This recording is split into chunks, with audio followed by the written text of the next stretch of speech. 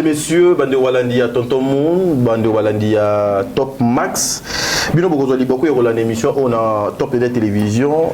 Bino Nyonso, na demeure officielle P émission Ekoleka. Nazo annoncé bino que l'écran plateau est lié banda sikoyo, c'est-à-dire aux yeux papa, aux yeux maman, aux yeux voisins, aux yeux cousine, aux yeux na makangu na yo so azalaka, bo luka moyen. Boza la place moko, c'est-à-dire parce que les grands plateaux les oko banda el bozo zoa bato na bo benga bozu pe na bakoka bobo sanate parce que aujourd'hui aujourd'hui lelo les grands plateaux et gozalana esengo encore une fois yako yamba trois têtes oyo na kanisi ezali ba tête obino eza yako présenter les sous-sautés et zabongo madame de maire mokuza talo to benga kaye coach zabongo mon frère, Dieu merci, mon dire, c'est lui qui m'a toujours provoqué dans les réseaux sociaux et ainsi que le retour de mon jeune frère Yamsi Yambe et Bolanga là, bon, comme on est à la moi passe, en tout cas, Yemoko a Ozwatan, il y a qu'on s'est présenté dans l'émission, oh, il y a sujet Zali et Belé, mais vous savez, même bateau Bakenda, tu connais peu qu'on bête à l'isolo, na bango, loko la papa Madilou, loko la papa sans souci. Le coup là, maman Nabiso, maman Nabiso, Chaco, bah t'as tellement ébélé. Donc l'euro peut-être peu beaucoup là, la bonne guidi, bah surprise non ébimi, Makamo Bino Bozo s'attendre dans côté, mesdames et messieurs. Gibson Azali derrière la caméra, Credo, régie finale, Kuna Tomoni Christian, au Azo Sala Moussala Nandenge et Longobani, n'a profité dans le mbango de penser à maman Bijoun Ketani, maman 90%, maman Émilie Setimaïnga, merci beaucoup maman.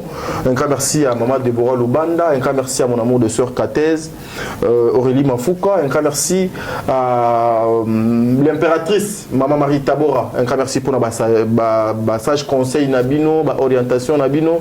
Maman Isabelle depuis les États-Unis, que le bon Dieu vous bénisse. Et un grand merci à Maman Madeleine, Maman Nathalie Nana Moussibou. Je vous aime beaucoup. Famille Libota n'a pas Bino Mbote. Alors, lorsque je parlais de famille Libota, dans mon film Nabino Nakombo, il y a leçon morale. Deuxième épisode de Kota Kilobi, le troisième épisode Ezo Kota. Pourquoi filmer Oyo Babenyango leçon morale? Kende Tala na Belle Vie Télévision, au comprendre ma camonine de Zanakat, au comprendre le pourquoi Babenyango leçon morale. Madame Bellevue a encore écrit. Banikobalandi à Top Media Télévision, Banikobalandi à ma chaîne Onyonso, Natangi et Bakombo Awa, Credo, ceux qui te l'engagement autour de Nanzela Singa, Nabana Kota, tonton Mondirba, maman des mères, tonton Yams, tous on a extra film et puis on se retrouve tout justement après. Suivons.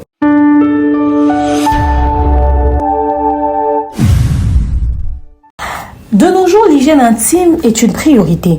Voilà pourquoi Maliane vous propose des produits d'hygiène intime à base des plantes naturelles testés et approuvés dans les plus grands laboratoires dans le monde.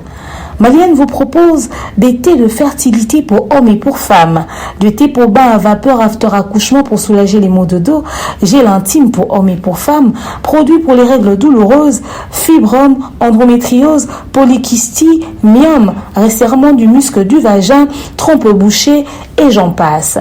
Vous avez également des produits qui vous aident dans tout autre type de soucis gynécologiques que vous pouvez avoir. Ceinture abdominale, vous avez les protège-slip, les bandes hygiéniques et tous ces produits sont disponibles sur notre site www.maliane.com.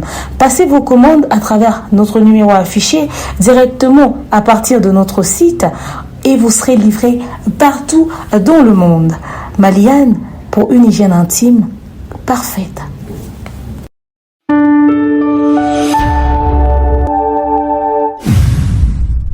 Voilà, mesdames et messieurs, nous sommes de retour. Berthe Kondemongwa propre, l'infirmier clinicien depuis Montréal, au Canada. Un grand merci à vous. Hein. Un grand merci aussi. Mafouka Aurélie. Merci. Vous êtes tellement ébélé. Nangamouya Rissi. Nakanisi. Nzambe Azalokumo. Maître Alnod Ipo Mangouba. C'est-à-dire maître Oka. Dieu merci mon Dieu. Bonjour. Bonjour à toi, Tadinga Lapa. Bonjour à ma soeur Demer Nyangi et à mon frère Yamsi Yambe. Bonjour à toute la communauté congolaise. Bonjour à toute la famille Libota. Bonjour à Madame Bellevue Kandi, Belinda Kandi. Bonjour à Maman Marie Tabora. L'impératrice, il faut battre ça quand l'impératrice. L'impératrice, et bonjour à Maman Iguette. Et puis, Zela, pardon. On a fait Maloba, Bobo Limbisa.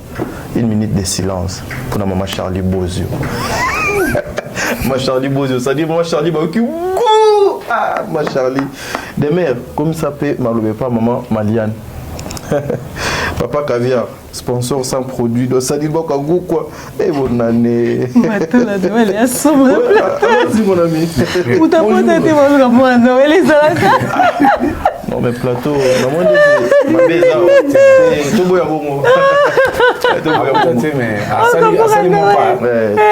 Je vais vous annoncer Assali quand même moi pas.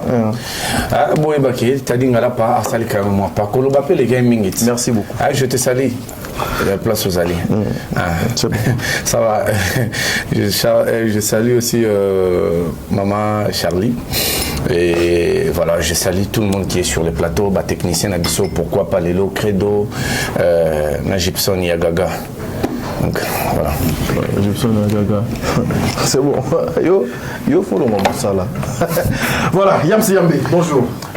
Bonjour Tading Alapa, bonjour Nabando, tu vois, tu as tellement ébélé, merci beaucoup à Credo. On a bien comme mais bon. Parce que c'est très important qu'on voit là. Le mot n'est pas Gibson, Moulier, Yamale Sama. Donc je te salue en tout cas, Petit Nabiso. Yamale Sama tout. En tout cas, vous dites qu'il sait comment s'engager avec ça. On va se connaître en Rosa Matola Noël. J'ai pensé d'ailleurs à Bengayo. Bon, mais apparemment, s'il vous plaît, s'il vous plaît. Moi, ça quand même la patience, mon cher. Zala la tolérance, s'il vous plaît. Zala la s'il vous plaît. S'il vous plaît. Justement, je suis le patron de cette émission, ok? Nous, mais ça. Pour de bon, mais qu'après, vous avez une sécurité. Nalobi Bouye, to banda émission Bungote, calm down. Il est loni na lobby nga c'est bon. C'est bon. Nous avons déjà peut-être le deux pieds sur terre. Allons-y. En tout cas, il n'a pas si mini. Maître Arnaud, je te salue. Maman Diasonama. S'il vous plaît. Moi, tolérance. Mais aujourd'hui, tu as ma tolo par rapport à. Il y a eu un problème. Il y a une jolie thé. D'abord, il y a Sylvie, une jolie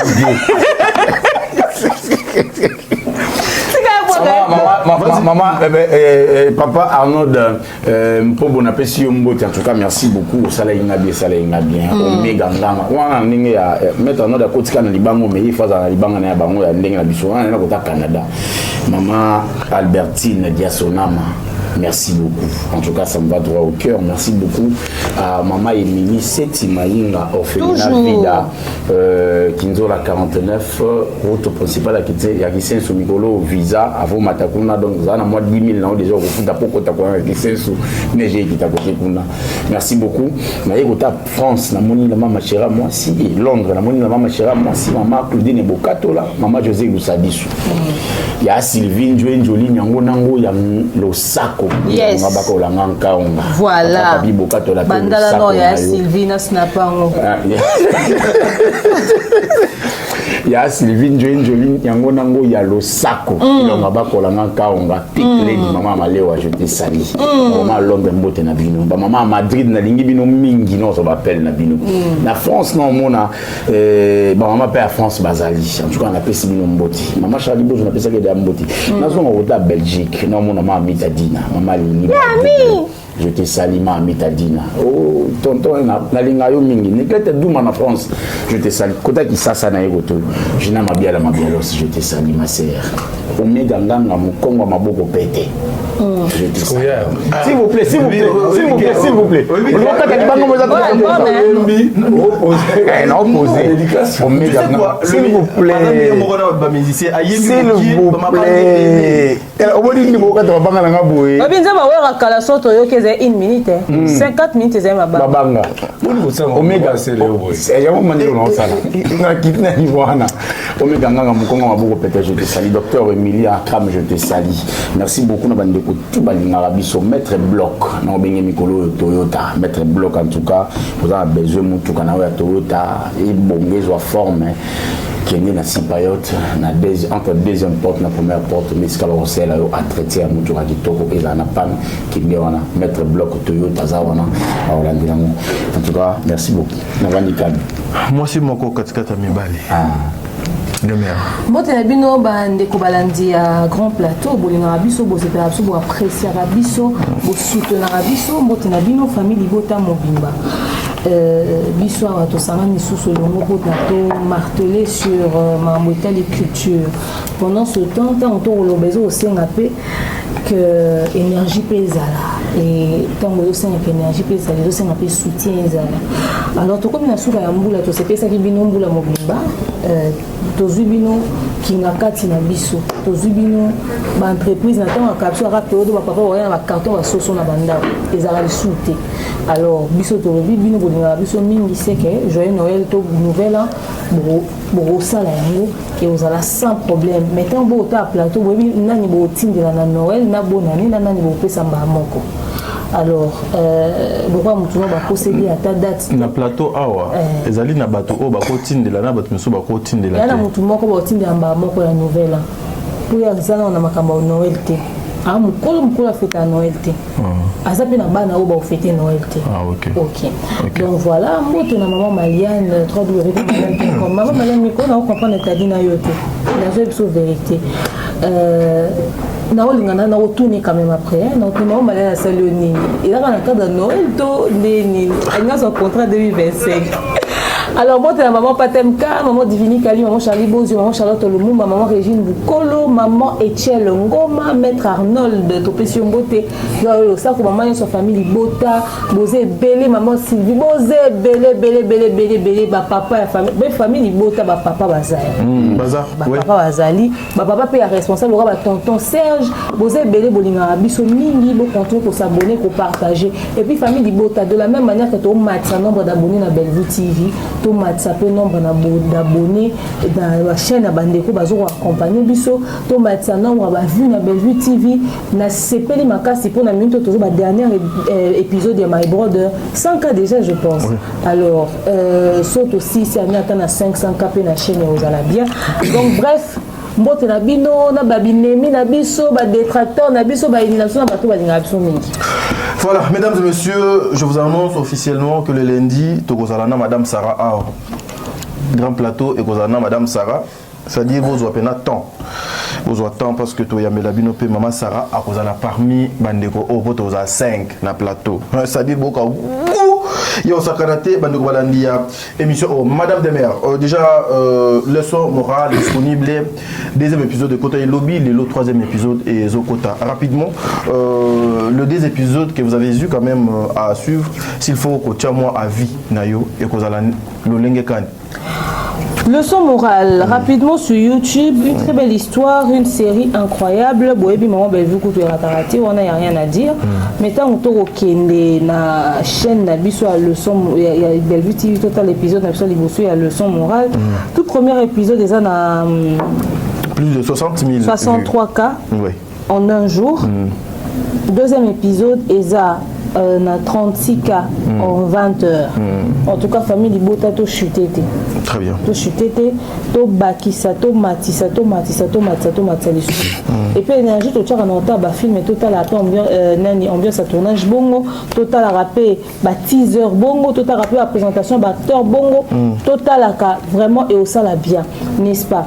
Donc bref, leçon morale vu jusque là ils en ont assez mingi, tout le cadeau renforcé. Sinon c'est une très belle histoire. Est-ce que le mobile pas pour bout et la moi c'est pour ça là? Les problématiques les autres à la traiter, pas la problématique les autres à la traiter, problématique majeure les lots. Parce qu'après ma cambo au Balthazar à Sali, n'a pas de bureau et au comme appelle un problème pour un mibal et belé accordé bassin à Bango les sous travail. Vini à zola ta davina pour la camboana. Alors dans l'ingénieur film aussi tout c'est là on peut analyse. Très bien. Comparer réaction parce que film vous allez tourner avant à faire Balthazar. Donc comparer réaction à Vini na davina, na phénomène na réaction ba mibal au bakuta qui bassin à Bango na Balthazar attitude nini bazaki nango. Est-ce que ekozala torozon aleti na la vieille époque té. Donc voilà, moi ça cause en bas diplôme ba licence à Saline pété au sel là ba devoir Pourquoi bayango ya solo biso ba ya quartier ne ba sala biso ba devoir na ba famille belé ça n'a pas été le cas pour moi pour ba parents na ba tanga ko na tanga mais ba famille so ezaki mama komi musika te na classe abali avant bana bando bana ba 15 ans 16 ans alors ce qui fait que yo ya quartier mto sungo na devoir to ozati à papa ko ya et bah il y a au moins la bande ko belé maman en français malonga te pour ayeba qui peut-être pas moi ba mo 15 ans na yo ko ya pas bana alors les autres place il y a classe na vie à moi si impact nango eza pour servir na nini quand la vie de couple nae topé na musala na société. Très bien. Yamsi Yambe bolanga là. Ouais. Bololé Kemi. Bololé Kemi. Zo bandenga. Bololé Kemi. Na 30 secondes. Film est déjà disponible. Tes impressions déjà par rapport il y a des épisodes. Vraiment je dirais pas trop. Juste Koïb Sabatoua qui est dans Belleville Télévision. L'autre a plus de 300 et quelques mille abonnés. Quelque chose de dur pour la communauté congolaise en tout cas. Ils ont au moins madame pas qui est dans Belleville Télévision. Pas consommer film où ils allaient dans Congo il y a les leçons morales. Et puis tout ça l'analyse vraiment bien dans le film ici là. Dieu merci mon Dieu. Je pense que l'épisode déjà est continuité, toi l'épisode à Dibosso, Naomi Balé. Je n'aurais pas beaucoup commenter par rapport à ce que déjà coach a dit, mais j'aimerais donner aussi mon angle de vue par rapport à cette situation. Il y a Vini. Vous avez Nakala, déjà la femme avait cette difficulté. Il y a soit accord et mobile pour qu'il y ait ça là. Pour des raisons oyo, tout vivre sikoyo. C'est justement parce que l'homme a peur. Et l'homme, dans en fait, la société, va créer un principe en fonction de la situation où on vivrait. Sur base de ça, au monde, mi bali lelo, ba komi ko zonge là. Le lingue à société kala, à comme on bala, banga moi si, à Guinée Moussala, il n'y a pas que Moussala. Avec l'Iwan de Gonabiso Patrick Albumbashi, qu'on venait d'enterrer déjà depuis avant-hier, ou Faki après Bitumba ya coach nae na moi si nae et Mobali. C'est un grand sujet ça aussi hein. Ouais, Mobali na komi pe sous Kobanga, moi ça kende. Sport, donc il y a tout ça. En fait, le peu de femmes au moins mailler les alliés mailler les cobacs s'appelle loyauté envers ma partenaire na bango pour sauver cette situation. Sinon tobandota la moi si sera bimi de faut moi utiliser mon bas les ara les gars mususu aibiki atana lobby et changer té donc au moins mobile mususu comment considérer na moi si oazane na ndaku à moi considérer on dirait bakabola kai. Très bien. Donc, voilà.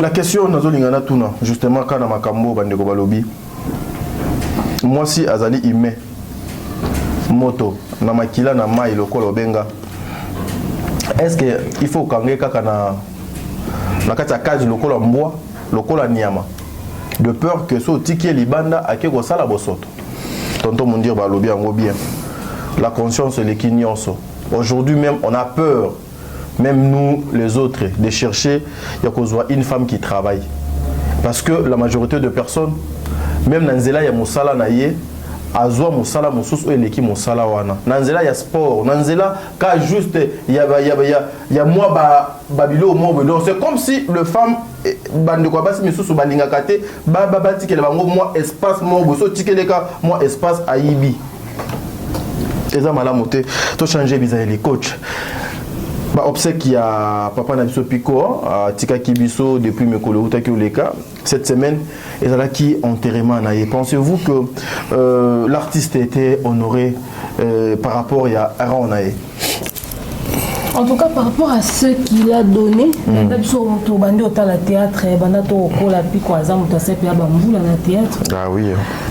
il a été honoré, pas à la hauteur de ce qu'on aurait pu espérer, mais quand même, c'était pas moi non plus. Balélié, une indignité que le ministère de la Culture s'impliquait assez pour que le budget soit bien dans Kaleza qui comédie à Koufi, budget bimi, la comédie, batindi baloso na famille, la famille ba soigner la loso, famille boy pour cotiser bon batanga pour baby que ba wa okundela. Et tant on peut bazozi appelle sous ba récupérer sous pourcentage na mbongo ba ekuna kuna okundela bango bimi. Pico a été honoré, merci à Ladi Esobe, merci à ma comédienne. Nous sommes en prison, on a pu voir comment est-ce que le président Ladi Esobe était inconsolable dans la morgue à cinquantenaire. On avait encore besoin de lui. Moi, je pense qu'on doit profiter de chaque moment présent où toujours partager na bateau, tout l'inga bateau ya solo, tous à la vraie na bateau, tous se soutenir, tous se protéger, tous assister s'il le faut, tous se rendre visite parce que la mort ne prévient pas. Ah oui. Dernièrement, semaine passée, dans qui s'en tonton Moro Koufi, tonton Anazara chauffeur, Abimi, à qui Moussala Zaki en parfaite santé, Azon Nanda Walali, Naton Balamuki, Azon la Mukate. Bakine un hôpital alors ceux qui m'ont dit souvent netibo etoginde kosage mignon patiri biso alors il y a tout souci de bonheur pour la situation le colonel on en parlera peut-être une autre fois on débat attaquer le colonel on a accident on en parlera une autre fois parce que tout le monde lobby comment est-ce que nous faux prophète mort avec lobby abi eza ba lier ses gars parce que comment ba sacrifier a conquis ba okate likolo musisi katani mais moku e katani ti mais éviter soit comprendre que ton ba beta ke tonga musisi za avant moku mais te musisi ni za likolo ya moku atuni et pas comprendre que elo e kataki eza par choc donc so e kataki makasi donc e ko kata pe musisi pour par choc des aloi pe gilet ozo monde c'est-à-dire bah faux prophète on dit bah pandi bah famille on te comme na ban on va assister na orphelinat tout ça enfin bref il faut enseigner biso que nous devons nous assister nous devons vraiment nous aimer parce que la mort ne prévient pas. Très bien, Dieu merci mon Dieu. Ouais, moi je pense que Pico, en tant qu'artiste, la cérémonie pour un artiste comédien, corps et qui a place des artistes, nous sommes respectés. Et puis généralement, les lots morgues aux anango, ils ont quand même un niveau, ils ont VIP, ils ont cinquantenaire, donc corps naïe, ils ont kikuna.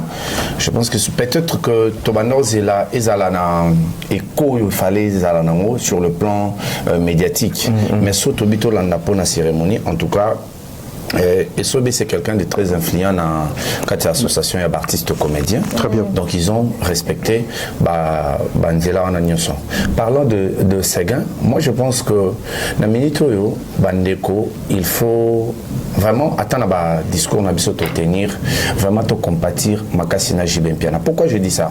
Ça c'est la deuxième fois à vivre la situation. JB a perdu son frère, Gaz Piana. Et ça qui a pris accident Moko.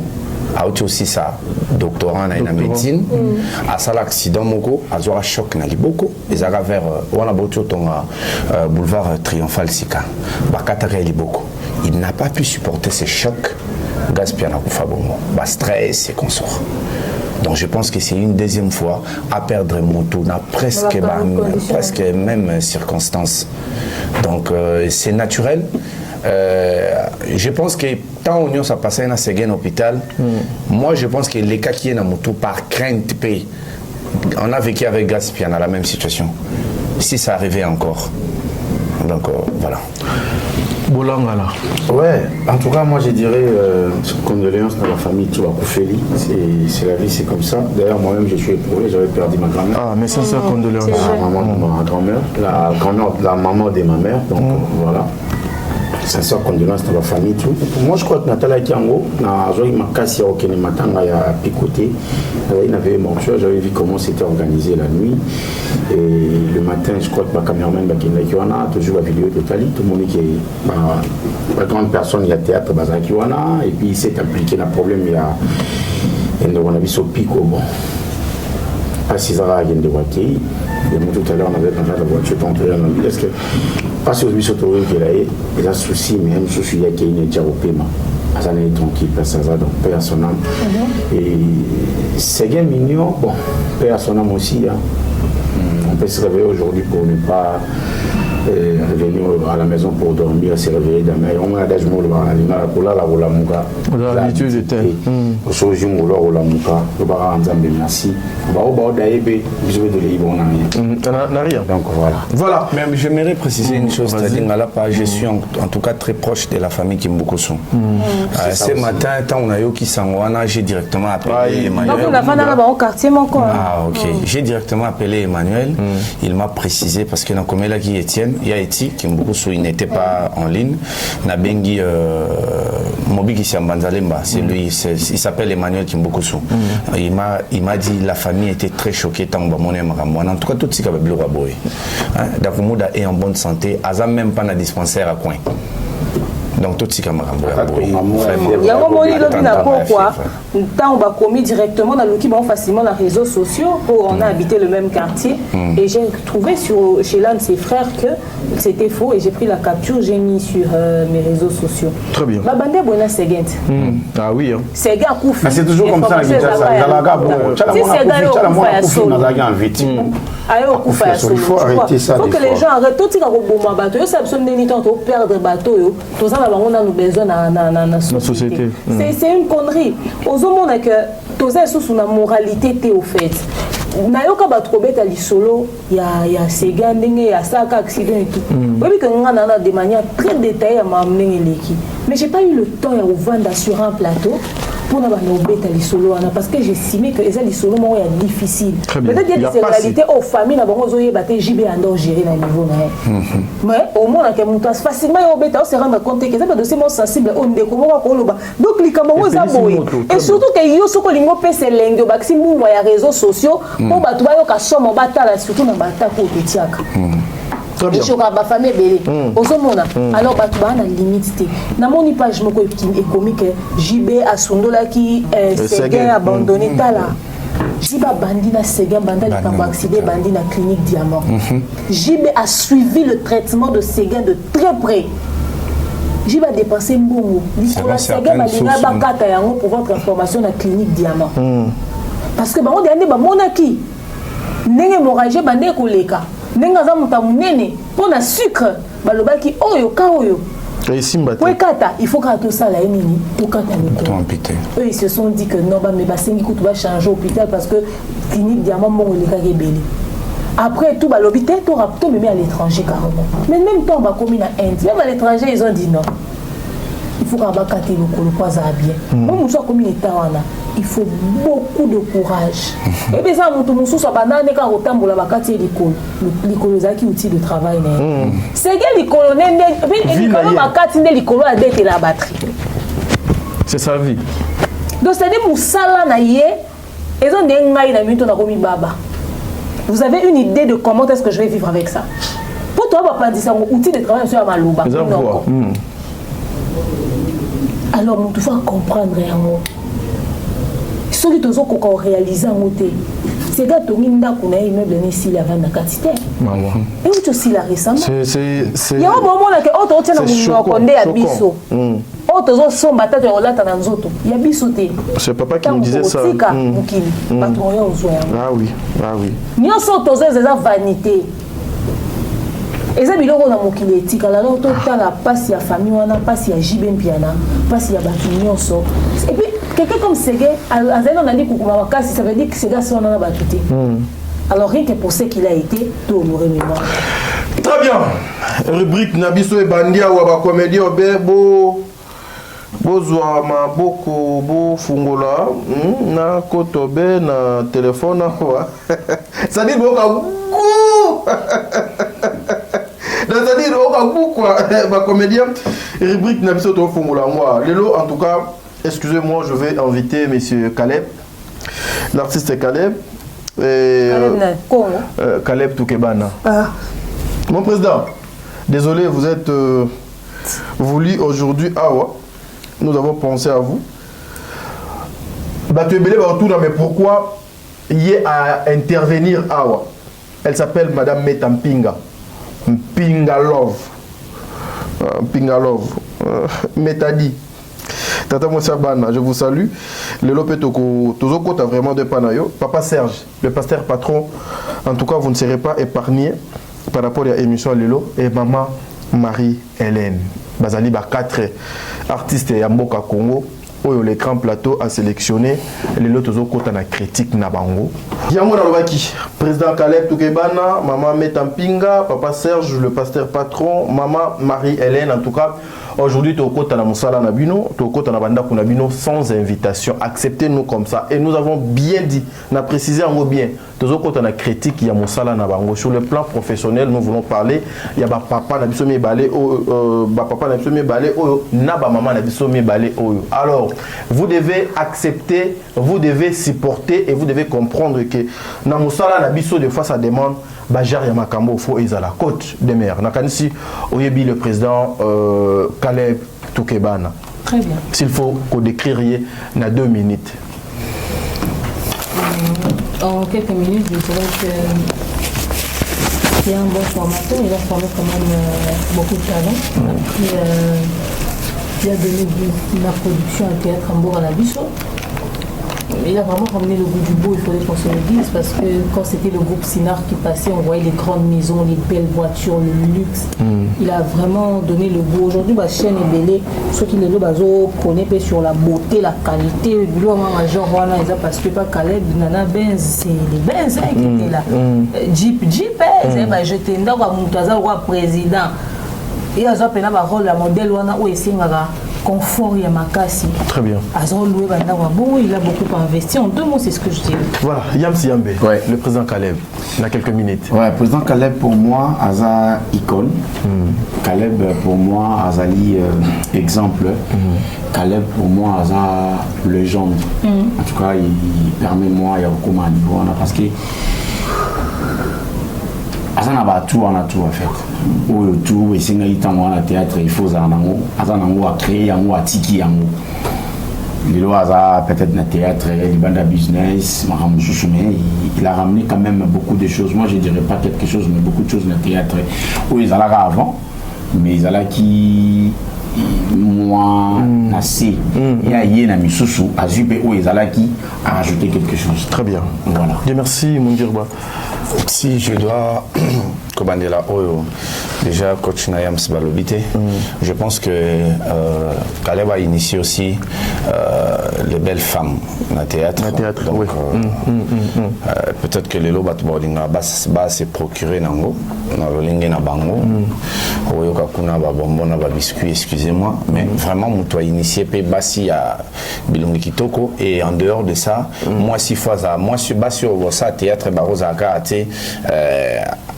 théâtre c'est juste passion mais au fond ça na bagage aux moi si fois le moi français na théâtre ça c'est Caleb on doit se le dire c'est Caleb Toukebana et quelque chose de différent c'est que au monde de théâtre, à un moment, ils avaient le roi musique. Oui, on a JB.bar. Il fallait Moutameka Liboso, les Arabes Bill Clinton, après, il fallait récupérer le roi. À s'imposer. Très bien. Musique, ils ont Souka, oui, on a JBT. Musique, les deux Arabes, Fali, n'a vérité. Les deux sont bêtis, le roi bien. Très bien. Très bien. Or, quand les Arabes bêtis, penaient le roi, mais Waya. De un mot faisara avec Carlito, à Beta Sousté, à Beti le mot Batubayoki. Très bien. Pareil, dans le théâtre, Caleb a réussi, na place où déjà, pendant ça, le théâtre, il fallait que ça ait une ligne à Chic-Choc le Hingé. Très bien, ok. Il faut moi domestiquement impoli, il faut moi Caleb a réussi à côté à côté à s'imposer. Très bien. Madame de Mer, s'il faut que ça analyse sur ce qui concerne carrière et papa Caleb. Avec tout ce que vous présentez, on a mis ça, il y a Itando Eke, il y a la caméra, ce qu'il était hier, il y a Mimi, na théâtre, l'élo carrière naïe, aux autres comment on a ensuite libre. Caleb n'avait pas préparé le lendemain, il n'a pas préparé le futur, il a préparé l'instant. Caleb a travaillé pour qu'il réussisse. En ce moment-là, il n'a pas travaillé pour demain. Pourquoi je le dis? Parce qu'il aurait dû projeter. Caleb a parmi, peut-être, permettez-moi de dire, même seul acteur à l'époque, un qui est nigérien, un homme nigérien, Azaki a une idée sur l'industrie à l'international, surtout côté anglophone. Parce que le goût du luxe, justement, Caleb a besoin des acteurs en fonction de la Nigéria. Il y a ce qu'il voyait. Ce qu'il voyait là-bas. Alors, il aurait dû projeter, donc se projeter dans le temps. Savoir qu'il y aura certainement une évolution, ok? Alors, je dois me préserver, je dois préparer le futur, je dois. Caleb Assar Babylon au Mongo, à mon goût, excusez-moi, inutile par moment, mais il le faisait. À l'époque, Rosa 3 n'est pas Caleb pour jouer, mais laisse tomber. Hein. Donc il faut pas valider au nan. Les gens ils m'ont bandé dans la coupe Sinark. C'est facile. Chef Fortine donc les sous mais les coca m'a pêché un bon été. On a eu des samara na Sinark té. Et ça va couper théâtre belé. Oh mutu azo les ka ba ancien il y a ba yaya théâtre ba mikolo ba za beta ba qui va blaiser à bon. Au moins président moko bo kabele mingi après décider ko tia ta figuration. So so moni que moi poste moi rôle no jouer. Ba CP nango mais si on va comme obligé à tia puis moi mingi très bien. Et puis bazaki deux fois moi mutu so et sika mais ba PC place à jouer avant mutu abandaka.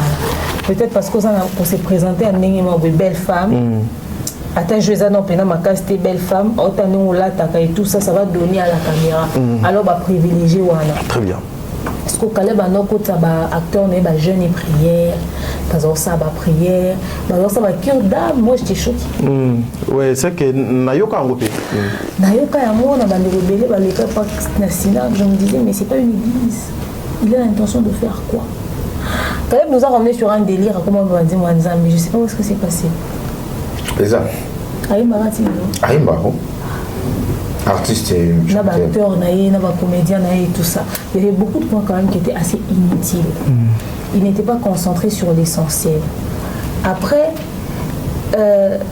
il n'a pas su gérer ceux qui l'ont aidé à créer cette structure, cette plateforme. Sinac est comme parmi ma grande maison de production Lelo. Oui, Lelo, oui. Parmi ma grande maison de production, il fallait aussi citer Sinac. Mais Lelo Sinac, pour cause de sa film, YouTube laisse tomber. Hein. Il a eu des conflits qui sont venus sur les réseaux sociaux qui ont touché à son image. Ils n'ont pas su gérer quelques petits points et tout ça. Nous sommes quand même, moi, si je vois les gars à l'Obara, que Bakena jouer, bah oui, là on est sur le roni. Bakena, comment niveau que jouer, pas foutre même mot, tamboussi, on a nous à éviter et tout. Bakena, bah on se caché convenablement. Nous sommes dans un contrat, c'est retrouvé dans le panneau, sans être informé. C'est-à-dire toutes ces choses-là ne l'ont pas aidé dans son image. Aujourd'hui, quand on parle de Caleb, on ne parlera jamais du présent, on parlera du passé. Très bien. Il aurait dû projeter toutes ces choses. Voilà pourquoi je dis ceci. À tous ceux qui sont en train de se lancer dans l'industrie, ne pensez pas aujourd'hui, pensez à demain. Entourez-vous des connaisseurs dans ce domaine. Il y a un moment, on a même l'église, un comptable. Maman Sylvie Moro Boeto, maman Nathalie Moro compté puis moi ma bonne va salir c'est qui est en banque. Mais pourquoi ils ont un comptable? Comptable pour aider nous gérer finance et église. Ou bimi salim et tongi, ou bimi aider ba orphelin, ou bimi fouti ba pasteur parce que ba pasteur peut pas comment ba salarié.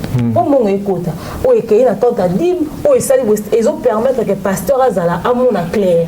Et on a boss azanga qui comptable et comme détournement des fonds et ceux qui va problème c'est-à-dire dans chaque domaine si tu as besoin de quelqu'un qui va t'aider à structurer les choses très bien par exemple que la chaîne na bangwana ezaka entreprise il y a besoin de responsable de marketing il y a besoin de responsable de communication conseiller en image et il y a besoin de manager peut-être soit peut-être légèrement communicateur mais ça peut jouer quoi rôle la communicateur on joue rôle la muso ba finger yo défendre pire petit mukala simila osaki ba responsable de marketing te boye ba te qu'il faut maintenir image ba structure na bango bazota la lobité et ba négociation ba contrat ba théâtre neti biloko esala que Caleb benda na ba te belé yo o négocier une entreprise mo pour na autre film na et muta a se retrouver matin na panneau na boulevard de 30 juin il y a de quoi venir te demander de l'argent. Si vous expliquez que tel local ont joué dans un film, on a une chaîne. En tout cas, les gens sont élongés. C'est-à-dire que clause des autres zalaté. C'est tout le bâton et bébé qui n'ont tourné sans contrat. C'est belé. Et ça, il y a un pire petit. Alors, président Caleb, il est passé à côté de beaucoup de choses. J'espère pour lui qu'il s'est soit lancé sur un autre projet, mais s'il compte continuer, s'il compte continuer, il doit revoir beaucoup de choses. Ça sera peut-être difficile, concurrence c'est comme ma casse. Azé est un acteur à poids, on a volonté. Nous sommes à loin, ça comme il a attaché des presse, il y a collègues, il y a groupe nous. Donc, Et comme il est compliqué, s'il veut restructurer les choses, il doit trouver des professionnels qui vont le gérer en tant qu'entreprise et ensuite avoir bonnes orientations pour nous recréer structure. Parce que le loba est comme un niveau à Netflix. Alors, Caleb sera notre chez le Nigérien, fera comme un niveau il y a A+. Très bien. Yamsi Yambe, aujourd'hui, selon vous, et le Konin et Kosala que Caleb avec son groupe Sinark au lobby Ezalaki so Tcheka al mettre essence fait là. Aujourd'hui moto la nion so et Kofi. Et ça dit à quoi selon you et cause la nine mais gestion quand au coach au lobby manque il y a makamusus ou ba préparer qui lobité pour le lot to tomber na shit au tozo kenina yango. Bien, tu as dit au monde na âge mon sous et ça la rabiso déjà au monde que tant on a 17 à 18 ans encore ça dans la cabine facilement. J'ai pas dit qu'il va passer dans la cabine à 50 ans, on a fini bon. Non. Maintenant on a 18 ans 19 ans encore ça dans la cabine facilement. Maintenant on a à jouer on a ça dans la cabine parce que non on a marqué héros dans l'excellent cabine ba na tongo ti pourquoi c'est bien en côté ça là.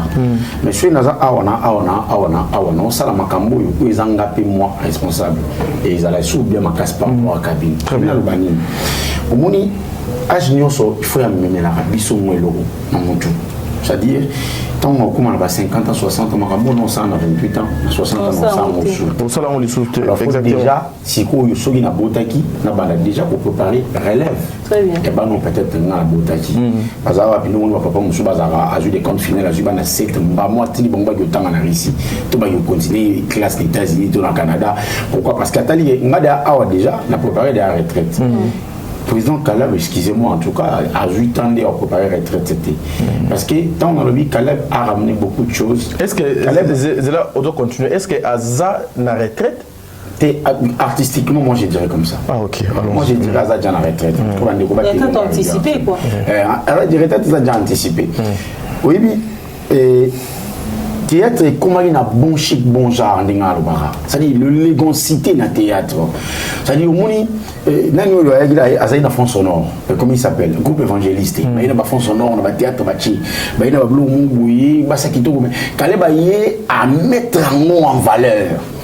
Le groupe évangéliste non ça ils allaient bien.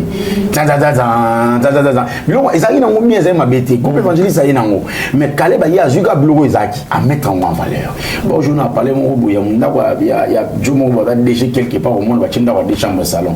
Caleb il y a une villa. On comprend. C'est-à-dire à chaque moi bon chic bon genre oh il faut bien comprendre. Non j'ai récemment dans émission on a ça des coachs à lobby. Parmi ma grande chaîne il y a production où il n'a dit et tout mollet sous culture il y a bon émission Caleb encore tika na simati. Jamais. Caleb encore tika na simati. Papa, ba te beli ba ça théâtre lelo ba réfléchir ba image ba Caleb. Ça dit ba tu as besoin ndako titoko.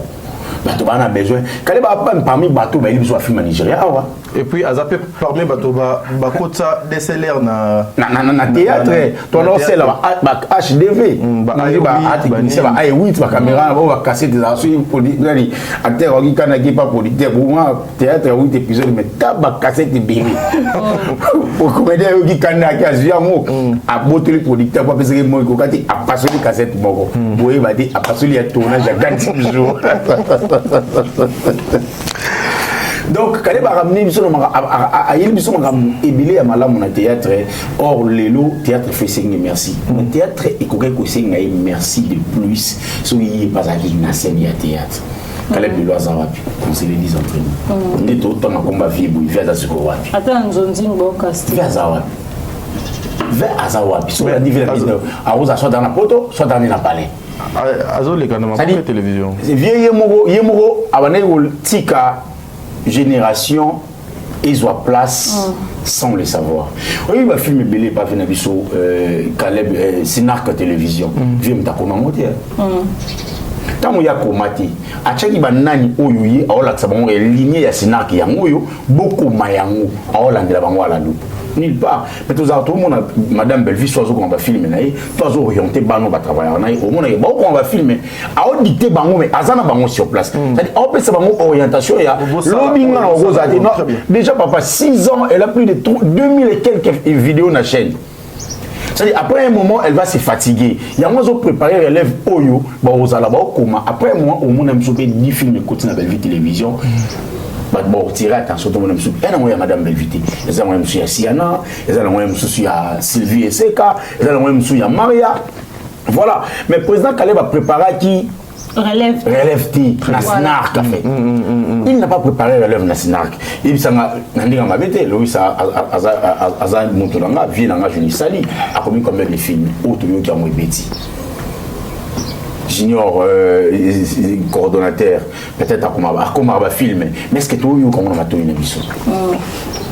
Est-ce que tout le monde a fait une émission? Tu vas jouer un acteur ni Nassinark, à part autres Arana Bango, il y a l'autre Toyebi La Rock, parce que Zagana Nana Bez, Azalaga P. Sérieux, on a déjà. Toyebi Junior, Toyebi Lewis, à part Bango, Toyebi Venepso, Julien Azalaga. Et puis, il n'y a pas mis mes années. Après, ça a visibilité. Dans un groupe de personnes, ça a casting, on est capable de porter à poids à film. Bam sous bazar jouer quand le quoi va figurant. Ce qui fait que on a mis sur bazar pour porter poids à Charlie. Quand on va créer si on peut faire visibilité, on soit relève té. Et ça dit on a belle TV zara. Ce qui na batika tegra, batika daïdo, batika bona na tête d'affiche total à film. Pourquoi ba jouer capé ba rôle phare. Très bien. Mais il y a un groupe de personnes à préparer relève. Il préparer relève. Et ça, Marina Bazana nous va Sylvie il a bon jouer. Les autres quand on a voyager na Sylvie on jouer. Tout au moins on a filmé Billy Madame Belleville. Pour ne pas dire qu'il y a Madame Belleville, on peut parler de Dinana. Dinana, c'est bien, mais Dinana ont forcé. Mais apparemment, il y a président Caleb, Netezaka. Dinana. On film qualité image de roi Snap. Alors, on écoute à Outakuna. C'est une famille qui est enfant rebelle. On dirait. Comment communicatrice, il y a un collègue à groupe Moussous. Tout à l'heure, comme colonel. Il y a déjà ta production. Il y a rien à voir. On peut évoluer. Ils ont engagé.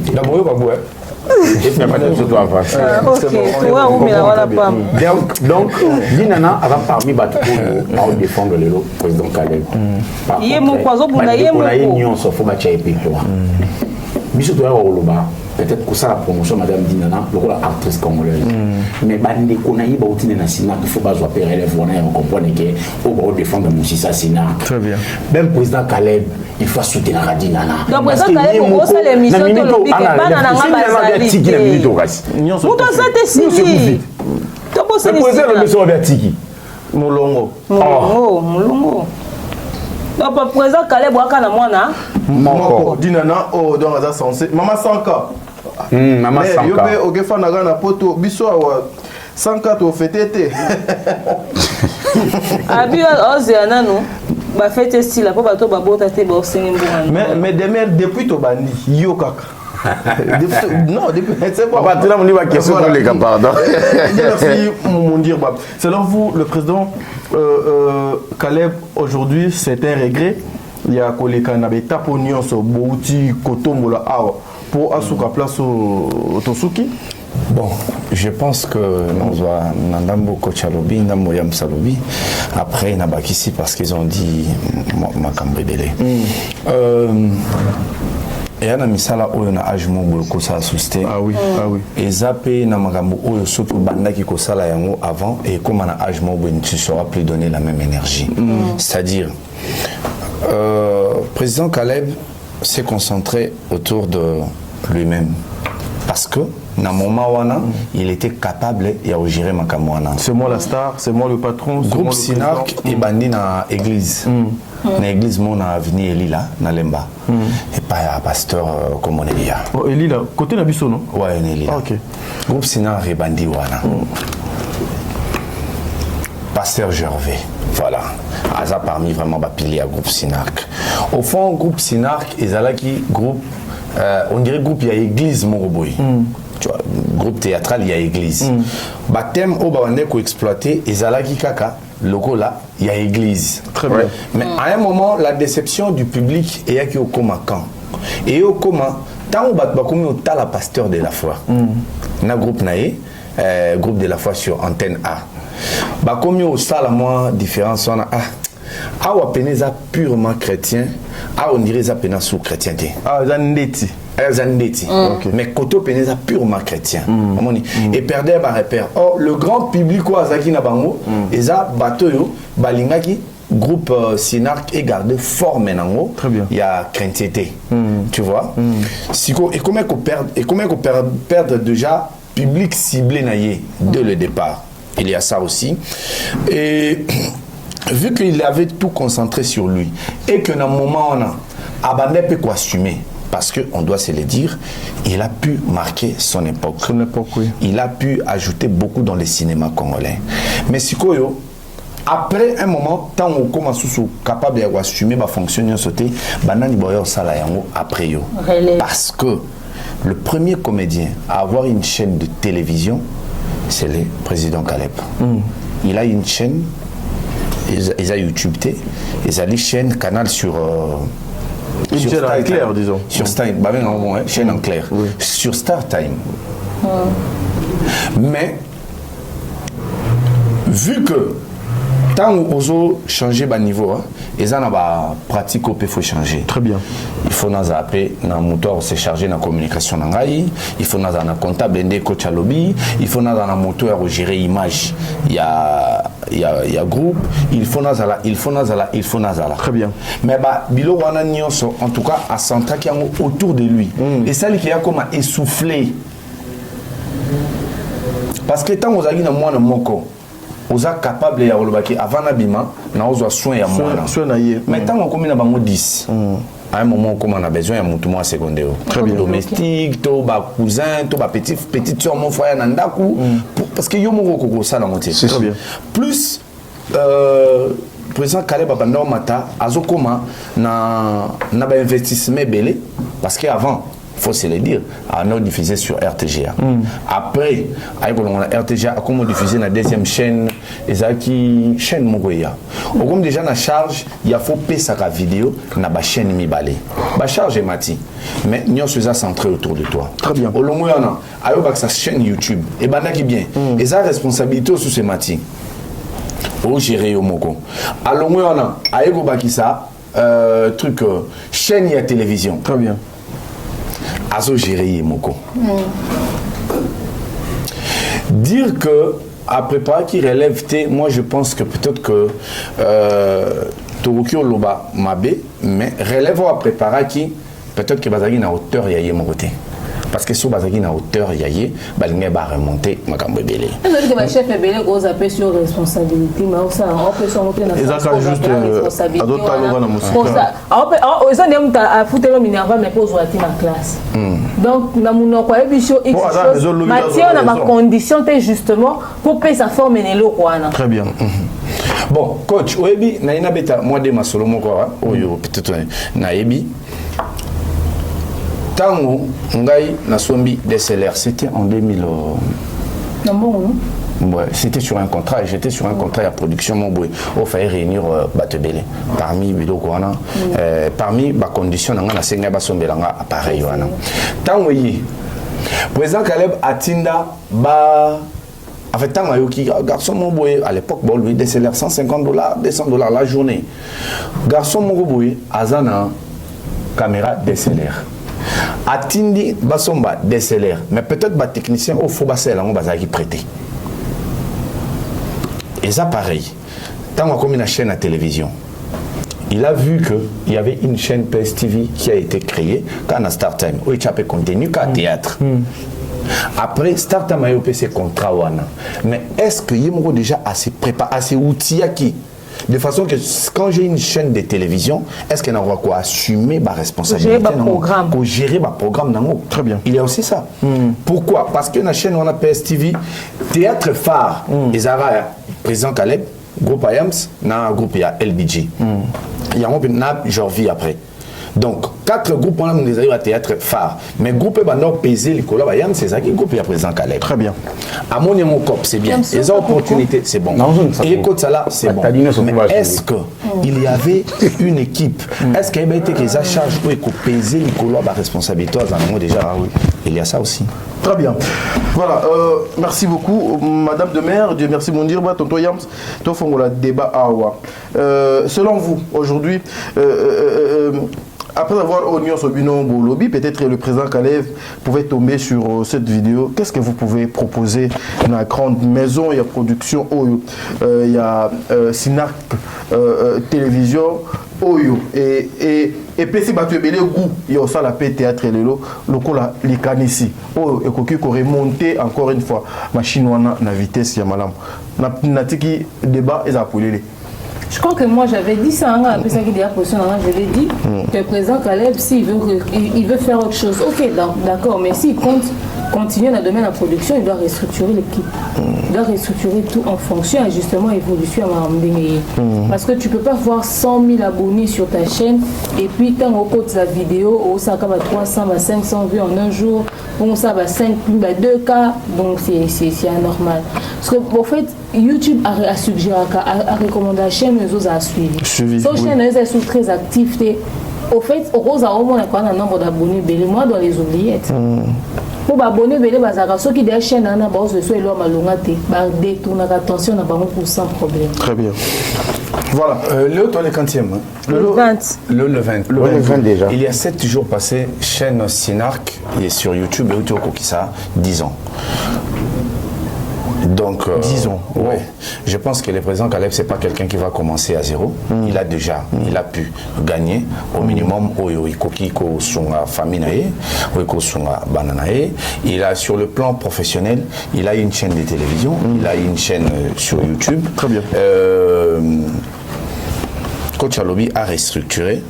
Moi, je pense que oui, a restructuré. Mais quand tu as restructuré, soit à cause ça la rappel, il y a trop naïe. Où il y a déjà que un tel Azali. Parce qu'il y a marche bien,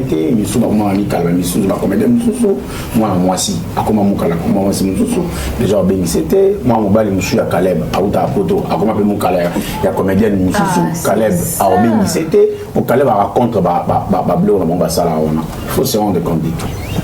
C'est bon qui bien.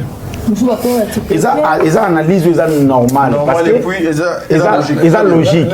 C'est pour la première fois à Vimonayo. Est-ce que Biki Luna a groupe Sinarc? Ouais, na coulisses. Luna film Liboso a tourné la vie na etia micro et ça projet nanga. C'est Maouta groupe Sinarc. Ouais. Donc ça veut dire quoi? Ça veut dire que n'a ko restructuré. As une formation pour banda rappel. Il y a ba oya monike baza important. Très bien. Vous comprenez? Parce que déjà président Caleb Tilelo azana matériel oyo ba tebele ba ko se taper la poitrine so banamo. Ce quoi cause na ba caméra na ba 4 5 ana monandako. Très bien. Ana problème ba cité parce que Aza ana problème cité ana problème scénario. Ana problème scénario parce qu'a engagé muto comme scénario bien. Très bien. Donc à cause ça la rappel. Il y a un groupe et surtout ceux qui déjà baboumi ça na mon routine parce qu'à un moment moi ma tante les réseaux sociaux voilà problème donc à cause ça la rappelle pourquoi parce que c'est un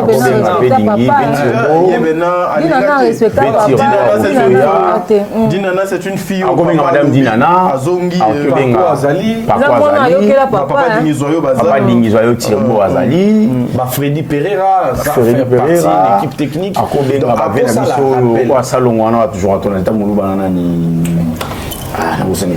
mais beaucoup de groupes en fait descente il y a groupe Sénat peut ça les chutes à Bacteur na Ebélé oui très bien donc on va revenir sur Yango na kanti na bani Bacteur ba faire Ebélé ni ba ko taper na moi bêtise ba perda ba rappeur trop sur les cas baron c'est ça pour Bacteur Ebélé ba perda ba rappeur et puis dit nana kutu a ciblé roba tout sous bah coca peut-être que supporter ça parce que Dinana déjà à défendre le président Caleb Lelo qui ça pas outil Sinarc nana Benz Dinana Zalati Azalati parce que le théâtre c'est ça Dinana Zalati bah toi on va défendre le Sinarc comment on défendre ma comédien Moussous il y a groupe Moussous il est comédien bah là âge moko mais comment on défend comédien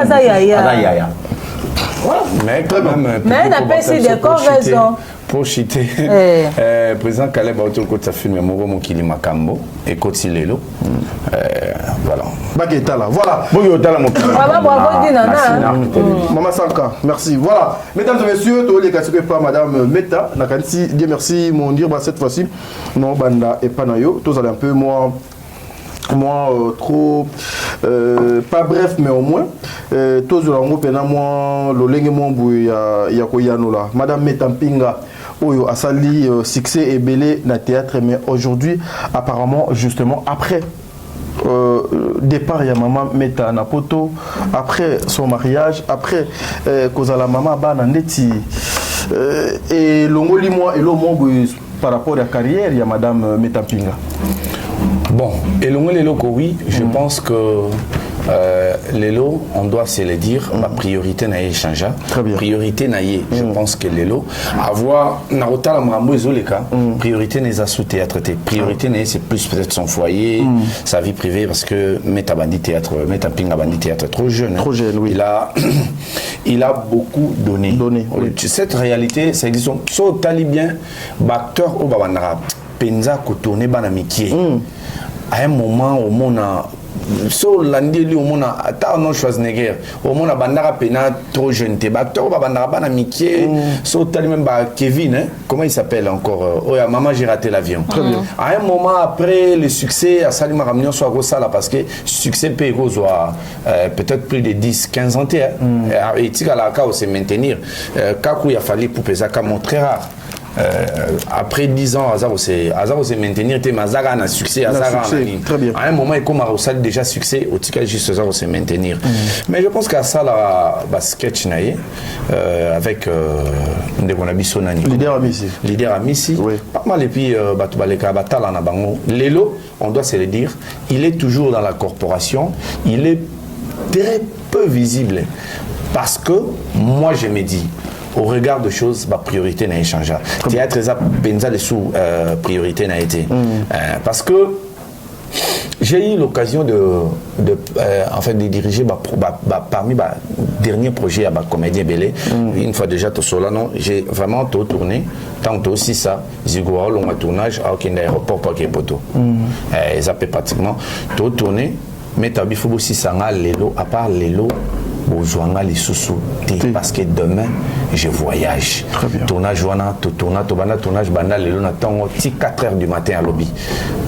Film en titre qui dilemme film mon a dirigé boye Azara Moisi à Masasi Kabamba. Très bien. Donc en fait à un moment on dirait théâtre et ça qui est moi c'est coup c'est belé on dirait vie de couple besoin à vie de couple et comment on soit désir à vie de couple comment on soit les déçus sur vie professionnelle. Très bien. Yamsiambe, pensez-vous qu'aujourd'hui après exploit il y a Madame Meta Mpinga na théâtre aujourd'hui des fois peut aller comme un peu une aperçu na secteur théâtral ya Congo et ko kozala eloko ya malam où nous sommes en train de perdre au moins bateau oyo lobby il faut le bana babando tanga bango bazomona bango na scène. Déjà il faut un film en Karachika et ça là je sais pas Kufa Karachika ayoka na esote Azali ndeti sakenda Azali akufa te Azali au moins on s'est trompé ça longtemps on a vidéo na il y a pas trop longtemps et film en Karachika ça la succès si le et tika le rôle à repère mais il est artiste à se focaliser dans la chose.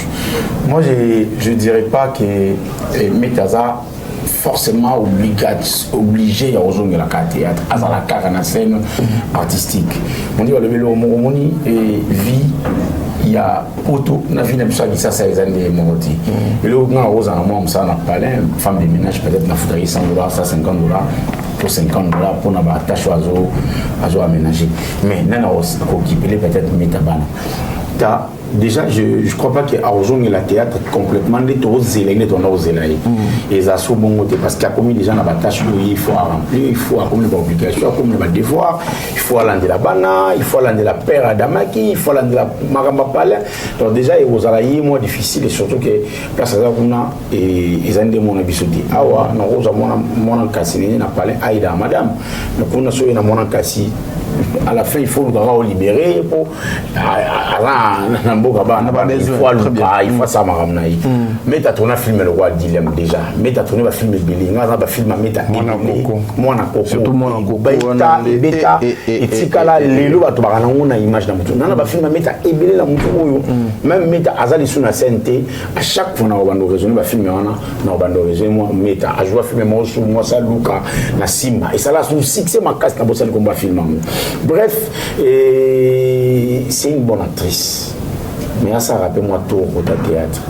Et ça là est bien. Très bien. Parce que, bien évidemment, que les images, hier, dans le bas, les parents de savoir, les écritures restent. Aujourd'hui, on parle non, les parents de savoir, le vidéo reste.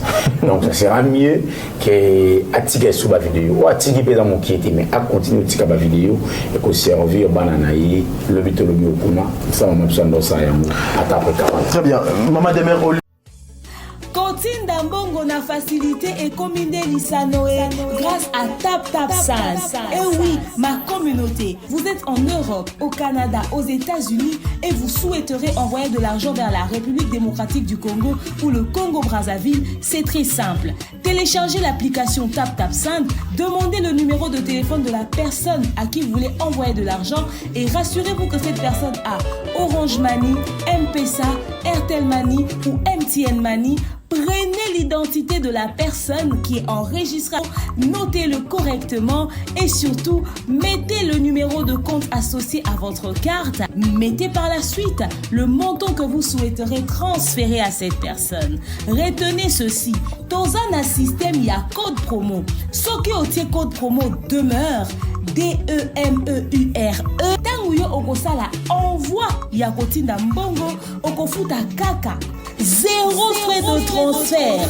Ndekona akoyama Mbongo en toute quiétude à partir ya téléphone naé et cette personne pourra se diriger dans n'importe quel shop au coin de son avenue sans avoir besoin d'un code. Juste aller et retirer rapide, fiable, sécurisé et très simple.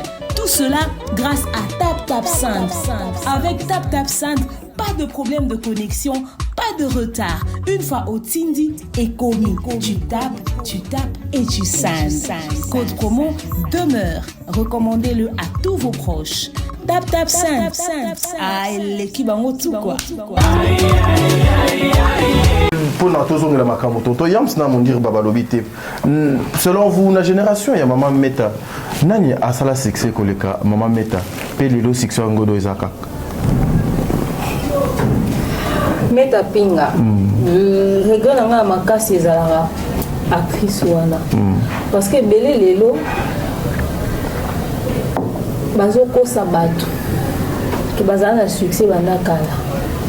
S'il y avait une actrice qui était très demandée, c'était Meta. Oui. Ouais. S'il y avait une actrice dans le groupe Simba qui était très sollicitée, c'était Meta. Parmi les rôles phares, aux Angate. Et maman Nani Léanda aussi, hein, si je ne m'abuse pas. Parce que la génération Moro. Non. La génération maman Léanda, il y a la génération style Abissalou. La génération Kasson. Il y a aussi là, il y a après Meta. Oui, c'est après Meta. Ok. Maman Léa, ça la génération Morona Bakas. Ok. Mais c'est casse. À la génération Morona maman Nicolo a coufant Bouni Noana. La génération Moro, juste après papa chef. Na groupe Simba, maman Léa bayi. Ne bayara la sœur. Groupe Simba est né en 97. Ouais. Ursil Péchang est né en 99. Donc c'est qu'ils ont presque la même génération. Maman de mère. Et en tout cas, une chose est sûre, que parmi les actrices les plus sollicitées, c'était... À l'époque, c'était Meta. Meta jouait parmi les films, il y avait un grand titre. Aujourd'hui, le film année a une référence. Surtout que les gens soi-disant star. Il y a un film en référence sur la Meta. Il y a été. Il y a été.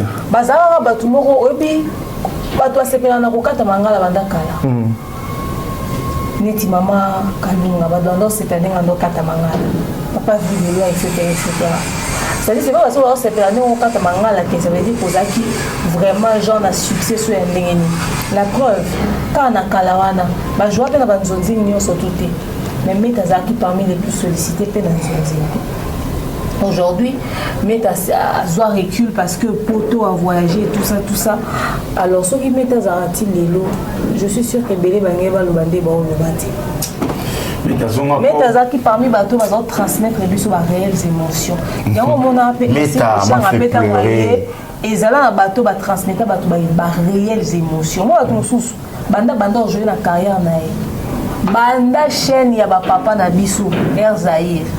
Et ça va chaîne on a Télé Zahir. Non, liboso eza Télé Zahir bien RTZ. Télé Zahir. RTZ déjà en sigle.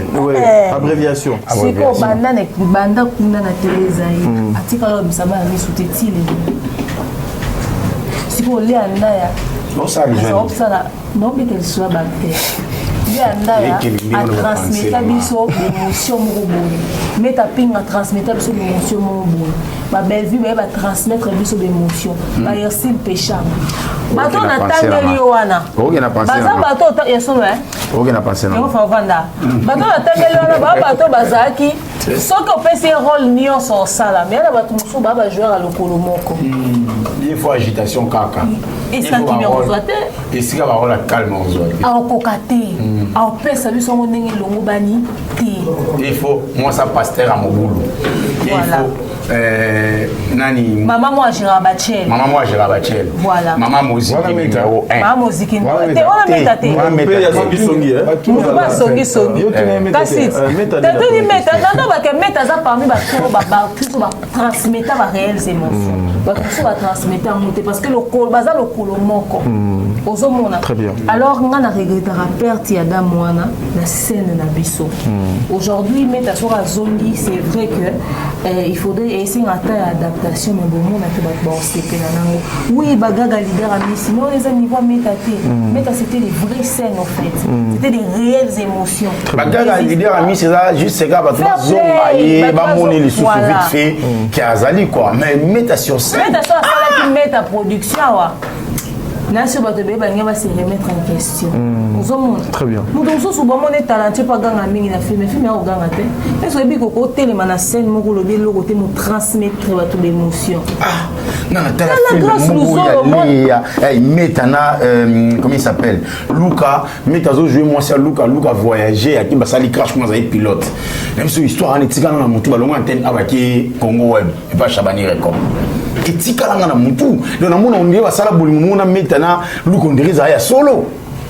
Ah, mais zonga ko ya si. Grâce aux autres temi na scène ba informé que na my border que belle za maman na. T'as les cas moi grâce.